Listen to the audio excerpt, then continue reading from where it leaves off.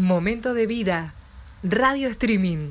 Producción y conducción Carlos Orellana. No te pierdas Momento de Vida. Un programa de interés general y buena música.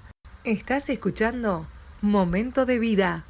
Bueno, un poco era conversar sobre el consumo, ¿no? En general, charlábamos antes que el consumo es una característica de nuestra sociedad hoy. Hay un empuje al consumo generalizado que tiene que ver con la modernidad en la que vivimos y el empuje que produce el capitalismo, en donde la idea central es obtener la felicidad a través de sustancias, ¿sí? Si pensamos en los tóxicos, ¿sí? Y bueno, a las consultas muchas personas llegan sin saber que está esto dando vueltas, ¿no? Vienen y dicen soy adicto, y a veces el trabajo en un principio es empezar a deconstruir este ser, esta identidad entre comillas de adicto, para dilucidar qué lo llevó a ese consumo. Y un rasgo común es que siempre aparece para paliar un malestar el consumo, ¿sí? Sea la sustancia que sea. Nosotros, y sea la edad que sea. Sí, desde el psicoanálisis de orientación lacaniana lo que ubicamos es qué relación establece un sujeto con un tóxico, que puede ser con una actividad del laburo, ¿no? Algo que... Porque no siempre las adicciones son a algo, digamos, prohibido, qué sé yo, las drogas. Claro. La adicción puede ser a, no sé, a mirar la tele, a internet, son consumos o sea, diversos. el celular, Exacto. todas esas, estar todo el día en el gimnasio, o sea, no siempre son adicciones de tipo de drogas. Claro, hay ¿Cuáles son, Andrea, cuáles son los problemas que te vienen al consultorio más habituales en esto de...? Los más habituales son de consumos de algunas sustancias, mayormente éxtasis, marihuana, pero mayormente éxtasis y algunos estimulantes que producen euforia. ¿Entre qué edades y qué edades más o Y menos? entre 14 y 24. Dios mío. Sí, mayormente gente joven, ¿sí? Que esta es otra característica, cada vez hay un empuje mayor al consumo y hay, se supone, una pastilla para tener sexo, una pastilla para volar en avión, una pastilla para dormir, es como un gran maxi kiosco en donde hay dos rasgos: uno es la enorme y abundante oferta en donde nada falta, y otro rasgo es el envejecimiento rápido de estos objetos. Entonces siempre hay que probar algo nuevo, porque eso pierde valor. Sí, como hasta el teléfono te lo hace, Tal cual. o sea, todo resulta efímero, ¿no? Eso, exacto. Fugaz. Sí. Es tan rápido que a veces, yo no sé si lo que hablamos, y recién tuvimos un llamado de atención de Matías, que un oyente de Santiago del Estero, que en realidad es locutor, tiene un programa de radio allá en Santiago del Estero, y nos llamó, y justamente Lito fue el profesor de él. Y él hablaba también sobre que la época que vos enseñabas a esos jóvenes ya no son los mismos jóvenes de ahora. El tiempo fue cambiando. Lo solimos hablar bastante con los ex alumnos que vienen. Sí. Así, entre comillas, digamos, el atorrante de antes no tiene nada que ver con los pibes de ahora. Claro. No. Bueno, uno se agarraba la cabeza y decía, hoy lo que es, pero eran santos con lo que podemos ver ahora. Hoy. Él era uno, por ejemplo. Qué bárbaro, qué bárbaro. Pero era otro tipo de gente, lo que dijo él, exactamente. Lo que pasa es que los chicos ahora empiezan muy chiquitos. Sí. Yo he visto nenes de primaria, o sea, séptimo grado o primer año, ya el tema de experimentar con el speed. Y vos decís, ¿cómo hace? A ver, uno dice, bueno, speed no les hace nada. Sí les hace. Claro. O sea, lo que pasa es que los padres a veces no están muy conscientes de lo que provoca el speed en el cuerpo y en una criatura de 12 Ahí está el tema años. de la desinformación, ¿no? Exacto, y es un poco esto que decía Lito, los jóvenes de antes. Antes estaban estos jóvenes orientados por la tradición.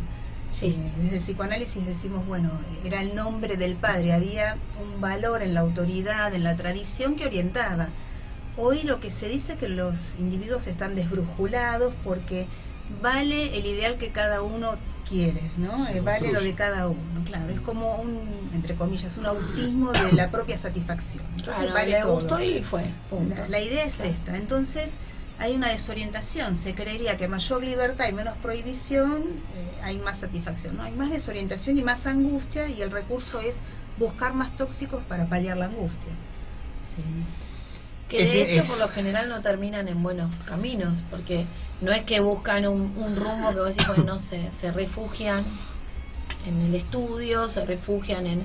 O sea, por lo general se refugian en las cosas malas, que se autodestruyen. Eso es muy interesante lo que Flavia dice, porque es lo que Freud trabajó hace muchísimo, que decía, en el ser humano hay una tendencia hacia la autodestrucción, y bueno, el psicoanálisis lo que trata de proveerle a un sujeto es que advierta que hay otras elecciones, ¿no? Para encontrar la satisfacción.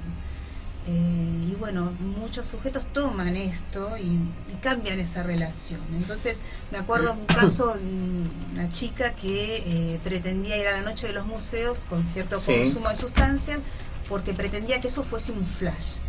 Simplemente le pregunté si no sabía que la noche de los museos ya en sí misma era un flash. ¿No? Bueno, a la sesión siguiente me cuenta que finalmente no consumió y que fue un flash, ¿no? La intervención no fue prohibirle ni decirle que no lo haga, porque sería conducirla, y la idea es que advierta que hay otro, como vos decís, Flavia, otra manera de relacionarse con la satisfacción. Y se pudo satisfacer y obtener un flash, y no por medio de una sustancia. Ahora los que te llegan, los pacientes que te llegan al consultorio, ¿van con los padres, van con familiares, van solos? ¿Cómo? Y hay distintos tipos de casos. Los adultos vienen solos. He tenido algún caso que hubo que convocar a la familia porque la adicción, el consumo era muy grave y había que orientar una internación en una institución. ¿En adultos? Sí, si el paciente está de acuerdo, porque esto también es otro tema.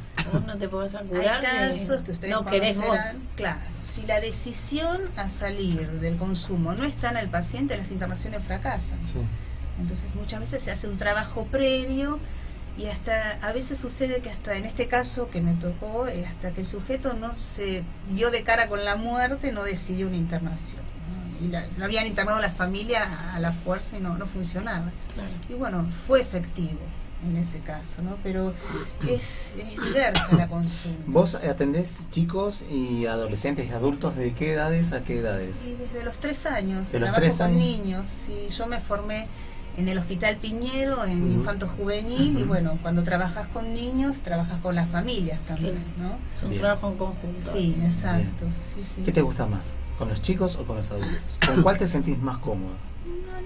No, mi gusto es algo que Lacan llamó el deseo del analista. Es esto que Flavia dijo, es que alguien proveerle que alguien advierta herramientas para que hay un camino más vivible, más vital, y no desvitalizante y mortificante. Eso es mi deseo, y está en distintas edades eso. ¿Sabes que me quedé pensando con lo que dijiste sobre lo que decía Freud sobre la autodestrucción, que el ser humano verdaderamente tenemos esa tendencia? Sí, él en 1920 se encuentra con lo que él llama la pulsión de muerte, y dice que realmente existe en el ser humano un germen que es la tendencia hacia la autodestrucción, ¿sí? Por eso pensamos desde el psicoanálisis que la toxicidad del ser humano es esa pulsión de muerte, ¿sí? Porque hay algo todos ahí, la tenemos. Todos la tenemos, pero hay una tendencia hacia la vida también. Y él dice, de la amalgama de ambas, se verá hacia dónde va alguien, ¿no? No es que inevitablemente vas a ir hacia la autodestrucción, podés transformar eso. También hay como una dicotomía, ¿no? Porque uno naturalmente suele asociar la vida, como decís vos, a la felicidad, a la búsqueda de la felicidad y a la satisfacción, ¿no? Y por otro lado también tenés la pulsión que decís a la autodestrucción. Exacto. Y me pensaba recién, digo, recapitulando un poco lo que decías del tratamiento de las personas mayores, digamos, adultas.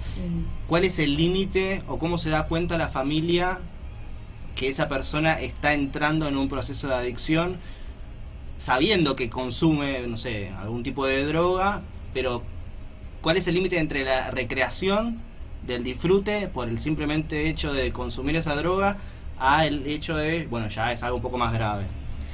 Y eso depende de cada sujeto. Hay gente que me ha tocado atender que lo tiene como algo recreativo y hace un consumo esporádico, y bueno, es una relación mucho más distante con un tóxico.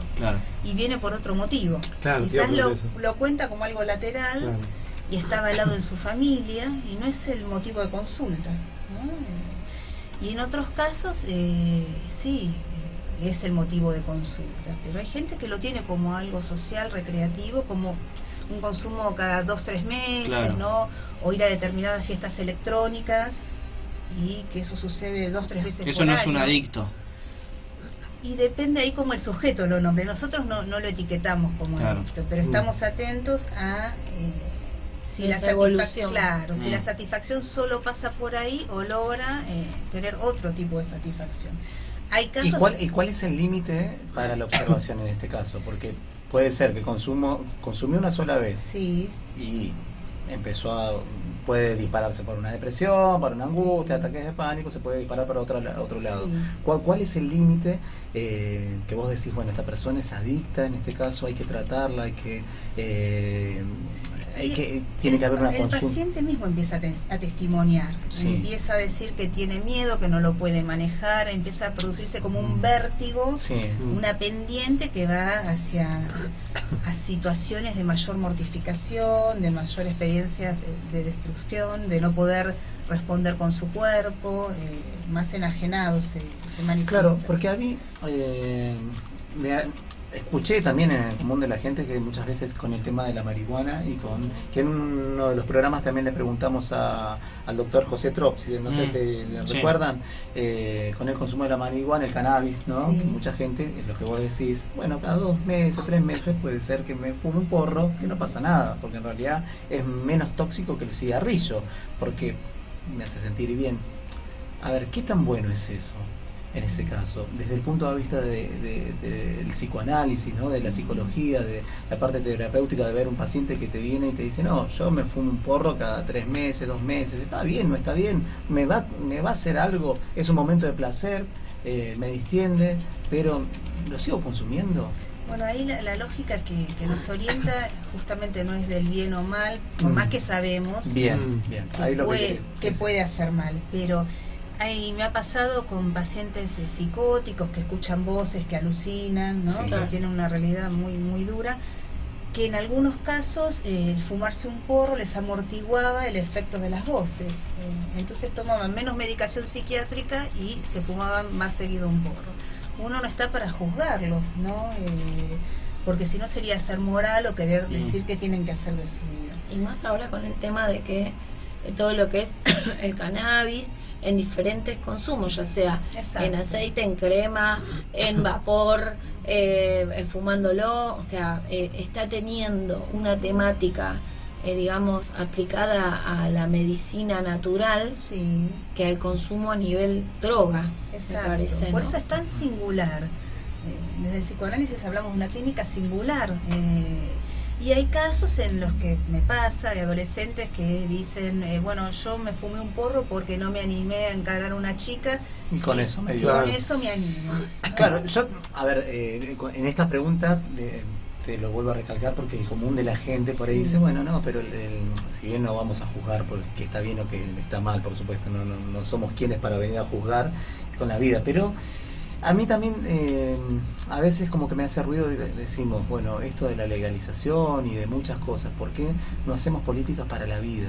Políticas sanas, o sea, hay, por supuesto que hay políticas sanas, deporte, hay muchísimas cosas. Y a esto es lo que voy a decir muchas veces, la marihuana, el cigarrillo, el alcohol, hay muchísimos factores y consumos que nos hacen mal, y volvemos al tema del teléfono, la pantalla, entonces ¿por qué no podemos hacer una política o intervenciones que puedan ayudar para sacarlo definitivamente, ¿no? Bueno, pero también entramos en un tema moral. Igualmente, a ver, la orientación del análisis es apuntar a la vida. ¿Sí? Justamente si un sujeto, me ha pasado que alguien viene y me dice, sí, cuando vengo acá no consumo. Ah, ¿por qué? Y porque si no me conecto con la sesión. Entonces cuando habla del consumo en otras situaciones, habla que se desconecta, desconectado, yo le voy subrayando. Claro. Entonces el mismo paciente va escuchándose y articulando que se desconecta, que se conecta, y termina él hablando de que eso le hace mal. Y tiene más efecto que si uno le dijera directamente, eso te hace mal. Eso hace mal.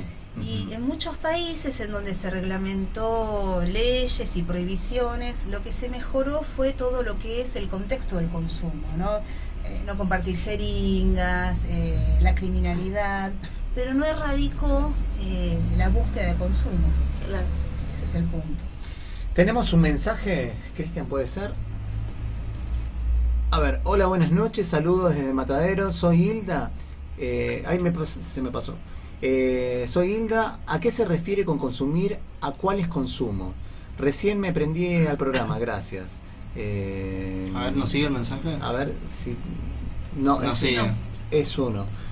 Bueno, Hilda dice, bueno, si se refiere, ¿con qué se refiere a consumir? Algo que se consume y que provoca adicción, claro, ¿no? Que provoca adicción. Que provoca un daño, una afectación, un malestar, el un consumo, estar 12 horas del día mirando la tele. Claro. Es el consumo en general, no solo de las drogas, digamos, ilegales, para decirlo, también como las drogas legales, porque exacto, el alcohol, el cigarrillo, la medicación en exceso, todas esas son drogas legales, exacto, que tienen un consumo, es más, hasta a veces más alto que las drogas ilegales. De hecho hay pacientes que recibo que han tenido intentos de suicidio con drogas legales. Claro. ¿No? Andrea, tenemos otro mensaje, dice, ¿qué tal? Los estoy escuchando desde la INTA, saludos. ¿Qué pasa cuando en la familia consume porro? ¿Eso hace mal al que no consume? El fumador pasivo. El fumador pasivo. Está preguntando. Digamos, eso depende cuánto fume, ¿no? Pero bueno, ahí es lo que habría que poder dilucidar. ¿Por qué se comparte ese espacio? Claro. Justamente hoy con una paciente hablábamos, pero de cigarrillo común. ¿Por qué se comparte el espacio? Si en todos lados se ha reglamentado que se separen los que fuman de los que no fuman, ¿no? Claro. Habría que ver ahí por qué se comparte algo que parece no elegirse compartir. Claro. Digo, al principio uno diría, hace mal hacer algo que uno no está eligiendo hacer, ¿no? Claro. Seguro. También tiene que ver el tema con lo que decíamos, lo que decía Flavia recién, qué drogas, o sea, las drogas malas estamos hablando, qué drogas están socialmente aceptadas y qué drogas están no socialmente aceptadas. O sea, la marihuana, o sea, hace mal en cierto sentido, en cierto punto, y al mismo tiempo el tabaco también hace mal y está aceptado y se vende y está permitido y te lo venden en un kiosco, ¿entendés? Como el alcohol. Como el alcohol. Claro. Entonces uno por ahí tiene esa cosa de estigmatizar el porro y no estigmatiza el tabaco, el cigarrillo. Por eso me parece clave poder quitar el estigma de que es la sustancia y es más bien la relación que el sujeto establece con algo, con el objeto, ¿no? Yo te iba a preguntar, es decir, ¿cómo ves, sobre todo con esto de los chicos, de los más jóvenes que hablabas, la educación? Vos, o sea, seguramente esos chicos tienen algún contacto con algún sistema educativo o algo. ¿Está haciendo lo suficiente? ¿Cómo ves eso? O sea, ¿hay los planes, hay algo hecho o estamos en la nada con...? Hay bastante participación desde los colegios en estos encuentros de la CESI. La verdad que los chicos que yo recibo hay mucho trabajo. De hecho, muchos niños y adolescentes que atiendo son los maestros o vicedirectores de colegios que me llaman para derivarlos porque en la familia no hay registro de la problemática. Claro. Sí, entonces, la verdad que hay mucha más colaboración a veces desde los colegios que desde la familia. ¿Y cómo es la intervención desde los colegios a tu consultorio en este caso? Y en muchos casos, porque en el caso del menor van a necesitar una autorización para que vaya. Le piden a los padres que vayan a tratamiento y que le traigan la constancia de que está haciendo tratamiento, si no van a elevar una denuncia o algún informe. Porque hay casos de abusos, de adicciones que son complejos y en la familia no hay registro, ¿no? de la gravedad.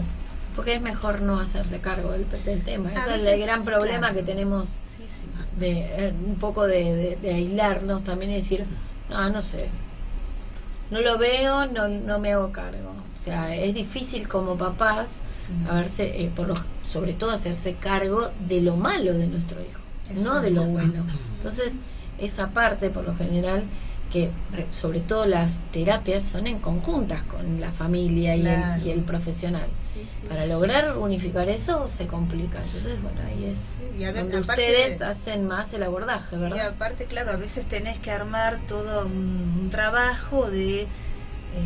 te traen al niño como el problema y hay que hacer todo un trabajo para pedirles ayuda, hacerles saber que es importantísimo que colaboren para después llegar a hacerles notar que ellos tienen parte en esto y que no son culpables pero sí responsables y que tienen que laburar, si no, no hay manera de que prospere un tratamiento de niños, por ejemplo. Tenemos otro mensaje más.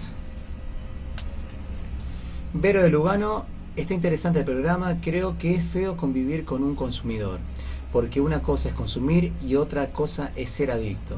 Como dijo el oyente, molesta. No se les puede decir nada porque se ofenden. Gracias, saludos. Claro. Y la libertad de uno termina cuando empieza la del otro, ¿no? Y en esto también, con respecto al tema de las adicciones, muchas veces pierden este control, porque de hecho la adicción también es esa, ¿no? Perder la noción y perder el respeto y la libertad del otro. O sea, y cómo se trabaja en estos casos, cómo se habla, cómo se... tirale tips, claro, como quien diría. Claro, porque... Y en realidad ahí para mí es clave el trabajo con la familia en ese caso, un trabajo conjunto, ¿sí? Tomando las singularidades, ¿sí?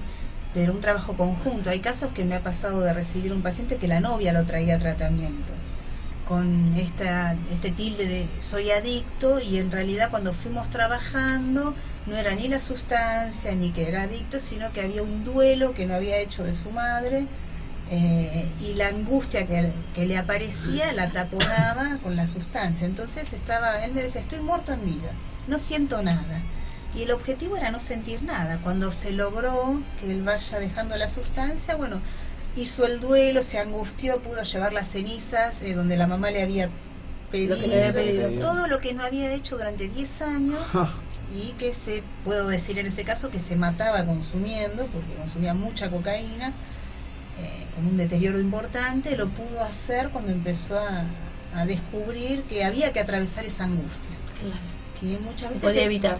Es parte digamos, de la vida, atravesar las angustias, elaborar los duelos, las pérdidas, y que el empuje de la sociedad del consumo dice, sé feliz ya, no te momento.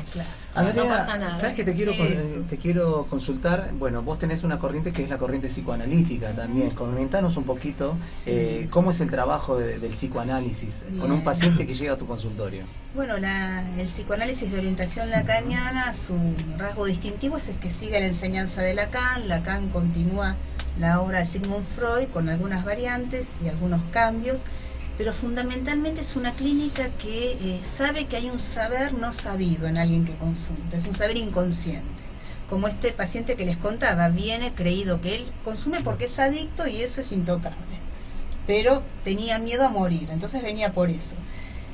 Y si fuera otra orientación, supongamos conductual, yo le hubiese dicho, no, tenés que dejar de consumir, le hubiese ido diciendo todo lo que tenía que hacer. El trabajo no fue así. Desde la orientación lacaniana se apunta a que él vaya ubicando que lo angustia, que encuentre su camino, qué digamos. Función, claro, que empiece a hablar, porque para nosotros la fibra íntima de alguien es la palabra. Sí. Es lo que lo hace persona, ¿sí? Entonces, que recupere su palabra. Generalmente alguien que se llama adicto habla poco. Un psicoanalista al que yo sigo y que aprendí mucho de él, que se llama Luis Salamone, él habla del silencio de las drogas, ¿sí?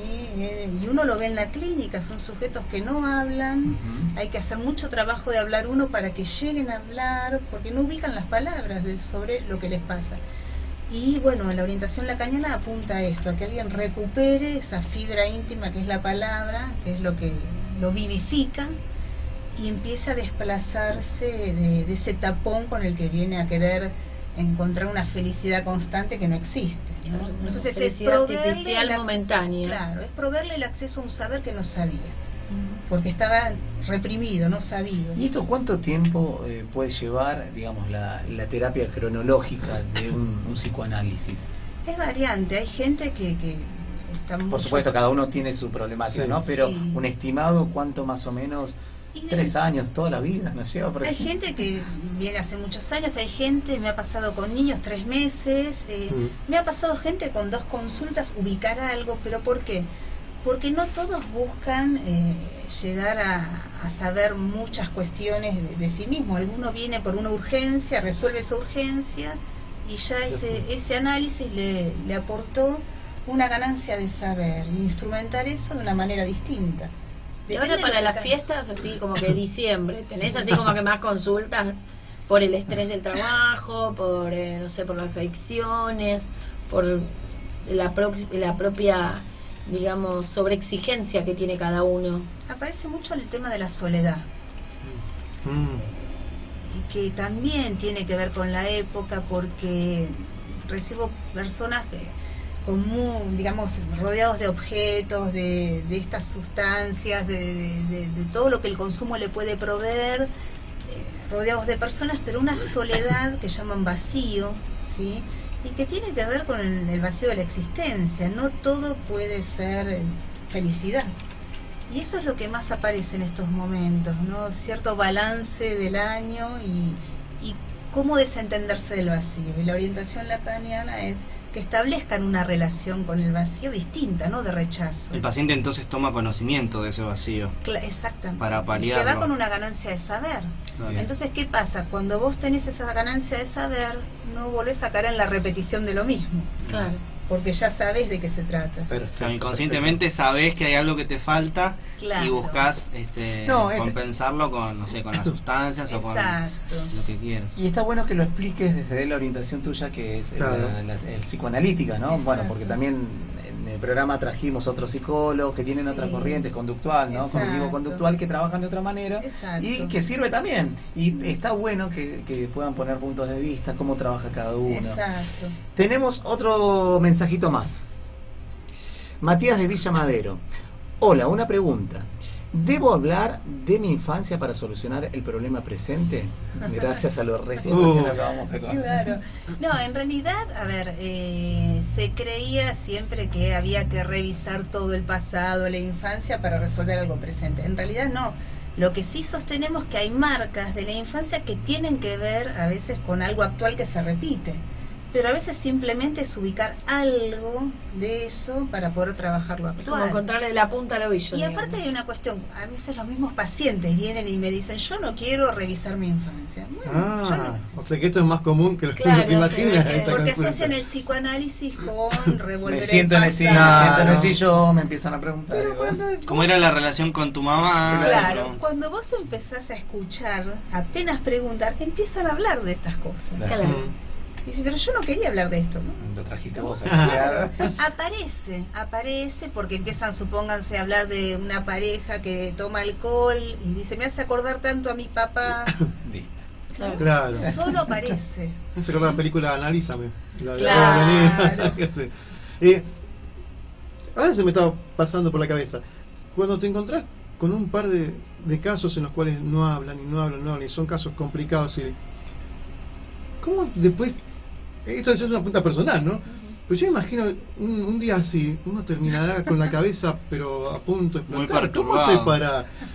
Ya sé, es profesional, seguro. No, pero ahí Pero- está muy buena tu pregunta, porque tiene que ver con algo que para mí es fundamental. Está el análisis propio, ¿sí? Digamos, uno no analiza desde un me las sé todas, ¿sí? Sino que hay un análisis propio con otro colega en donde se van trabajando los obstáculos que uno encuentra en la clínica, y está un espacio riquísimo que es el control o supervisión de casos, que vas con otro colega y llevas dudas, preguntas, y después el espacio de formación, sea maestría, seminarios. Esas 3 patas son esenciales porque te sacan de la soledad del consultorio y Claro. conversas con Claro. otros, Claro. armás grupos de estudio, trabajos, y se conversan los casos, y ahí es donde vos no quedás atrapado, Claro. quizás en el sentido común, ¿no? Claro, creo que...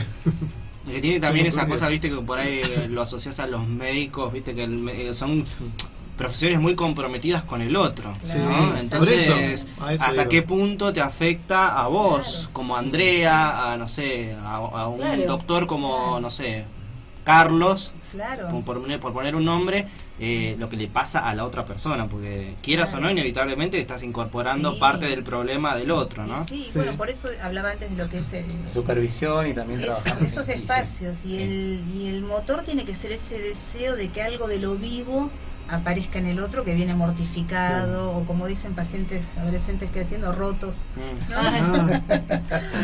Bueno, chicos, se nos fue el programa, o sea, 21:56. Andrea, te quiero consultar, mira, el programa queda para más, ¿no? Queda para más. ¿Qué deseos? Primero, ¿cómo te definirías vos con 3 palabras? Con 3 palabras. La vamos a analizar por eso. Trabajadora,